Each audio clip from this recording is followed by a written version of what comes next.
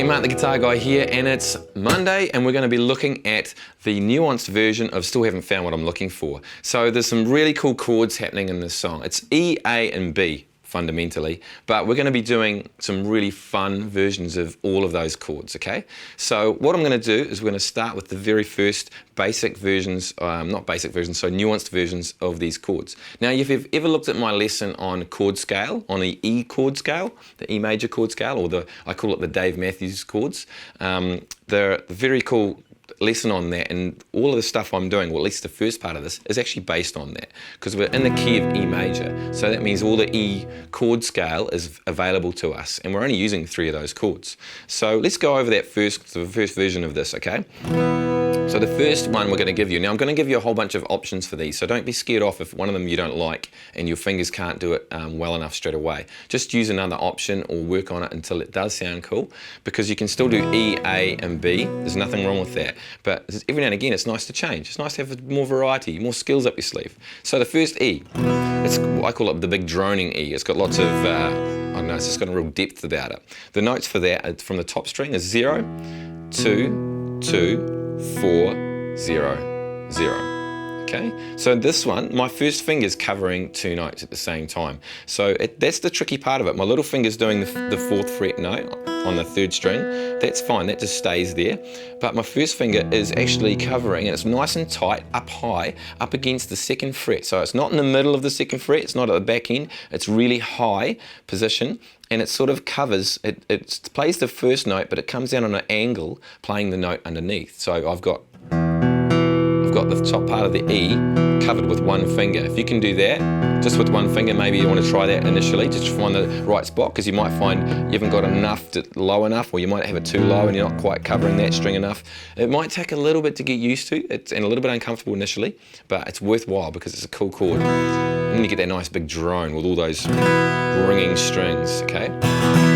Okay, so that's the E chord. The A, real simple. I just bring that first finger down 1 string. So instead of covering 2 strings at the same time, it pops down. It's just doing the 1 note by itself.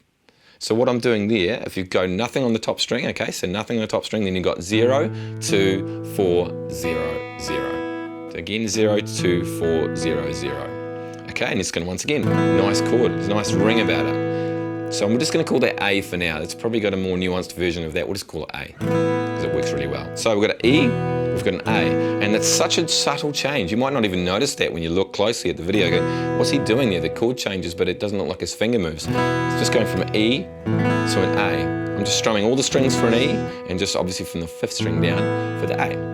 So that's the A. Now the B, we're just using the B we already used, which was the B with the open strings at the bottom. So the notes for that, once again, nothing on the top string, 2, 4, 4, 0, 0. And what you'll notice, it's just part of that chord scale, if you've looked at that E chord scale that I've done earlier on, the little finger doesn't move. It stays there the whole time, okay? Okay, so we've got an E, we've got an A, we've got a B, the little finger stays there the whole time, and an E. Now if I put the strumming pattern in there, that sounds super cool. Like if I just do the chorus, which is going to be a B, to an A, 2 bars of E, it's going to go.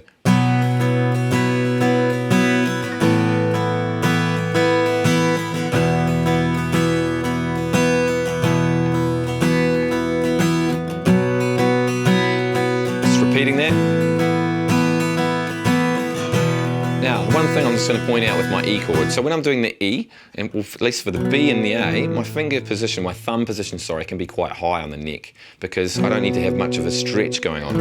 But for the E, what I like to do personally is just drop the thumb back behind the neck, not too low, but just a little bit, so I can get a bit of angle on my first finger, so I can get that E sounding nice and getting the fingers out of the way, so I can play a nice big droning E, okay? So you'll notice my thumb's high still for the B and the A, and then it comes down and it's behind, okay? And to literally just follow the song through, go back through, listen to this song using those chords, and it'll sound amazing. One thing you will notice if you've not done it before though, your little finger will start to hurt because it's been pressing down on the same note in the same spot in exactly the same way for the entire song. So that's why I like to jump around a lot and actually relieve the pressure of that by changing chords. Just by changing chords is actually enough sometimes to relieve the pain from your fingers. So that's one version of it, okay? So that's enough now for you to go back to that first video with all the chords underneath it, so you you can scroll along and watch that. So when the note E comes along, you know to try the new E and the new A, and the B we already covered anyway. Have some fun with that, and then I think you should have a look at the next version of that, which is we're going to have a look at right now, which is the next part of this video, is another version of it, okay? So instead of doing the E, A, and B way down here, we're going to do a really, really cool thing, which I call it's an E major 9. Now we're way up here on the 11th fret, so hopefully you can see that. And we've got the notes for this chord. This is an E major 9. We've got 0 on the top string, 11, so way up on 11, 9, 11, then 2 zeros at the bottom, okay?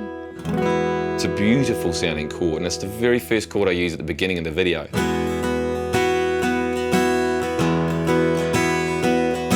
Yeah, pretty that chord is, it's so good. So that's our E. So whenever you do E, you can do this E, you can do this E, you can do this E now. There's lots of versions, there's no rules, you don't have to, there's no time when you shouldn't use that. It just sounds cool, mixing it up, making it interesting. So the A chord, now this is really cool, this is really easy to do. All we're gonna do is lift our 3rd finger off, and play from the 5th string down, which is the A string. Okay, and the notes for that is going to be, so that's easy to do. It's just the chord you already had for an E, we're just lifting the 3rd finger off. And it's going to be nothing on the top string, it's going to be 0, 9, 11, 0, 0. And it's a version of an A. It's probably an A major something or other. Some geeky person will probably get, it's an A major 9. It's just an A major. It sounds cool. I'm not going to worry about the names of them for now. We're guitar players. We don't care about that stuff. So we're going to do E major 9 and an A. So the A is really simple. And then the B, the nearest B to that we're going to use, which is really nice if you want to stay in that same position, is it's just a bar chord of B. So a normal bar chord of B at the 7th fret, which would normally be 7, 9, 9, 8, 7, 7. We're doing the same thing, but we're going to lift the bottom of that so that the thumb comes down, the wrist goes underneath, so that we're not barring anymore. We're actually lifting the bar. We're going to play one note on the top string. So the bottom 2 strings are open. Okay? So that what we have for that is 7, 9, 9, 8. Sorry. 7, 9, 9. Yeah, I was right. It was 8. 8, 0, 0. My brain's going nuts. I need another coffee. 7, 9, 9, 8, 7, 7. Just sounded wrong when I said that. So that's got a nice ringing open B chord there. Okay, so then you can do the same thing. So if I did the chorus once again, just because we're using the 3 chords in a row, B, so A, and then E. 2 bars of that. B to B, to an A.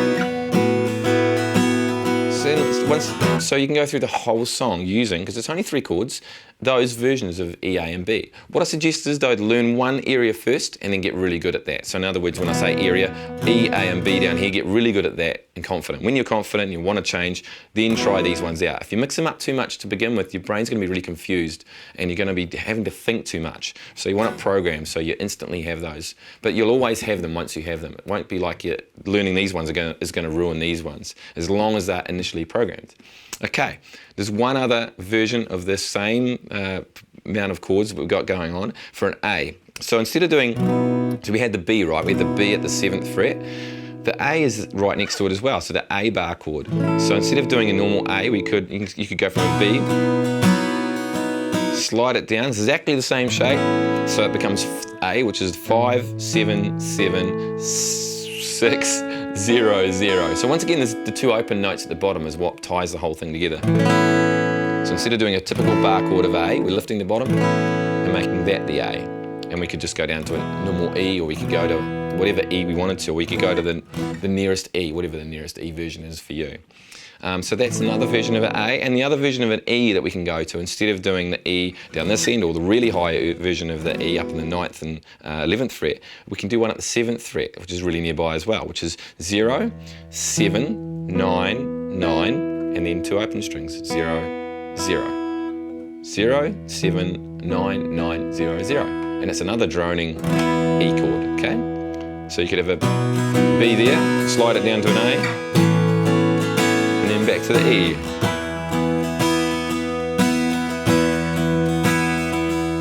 It's a beautiful song. There's so many options you can do with your A chord. So with your A or with your E or with your B, any of them. So you can mix it up. So maybe the first verse you stay down here, the second verse you come up here, the chorus you come up here. Totally up to you, totally up to you. Or maybe even if you've got 2 bars of E, you could do bar of E and a bar of E here. So it's kind of fun. So the song should never be boring if that's the case. So there we have it, basically another version of the chords, so you can get into that, add that to your playing, and any other song that you have, you can use these same variations of chords. There's nothing to stop you from doing that in any other song. Have a go and experiment and see if you have some fun with that, but otherwise go back to that first song, just play and play and play and just enjoy yourselves, because that's what guitar playing is all about, guys. I hope you enjoyed this lesson, and if you've never seen my stuff before, go and check it out. I'm sure you'll enjoy it if you like my style of teaching. Check out jamorama.com if you want to get in touch with me personally, and you want to get in touch, we'll see the way I teach guitar. If you really like my lessons, you'll definitely be into that. And I hope to see you guys soon, because we're going to get into some even more nuanced parts of this song that you might have seen me do in this song, and you might be going, how did he do that? How did he do that? Well, I'm going to be revealing to you guys in the next few days on Wednesday exactly how I did all those things. So stick around. Mark the Guitar Guy signing off. We'll see you again soon.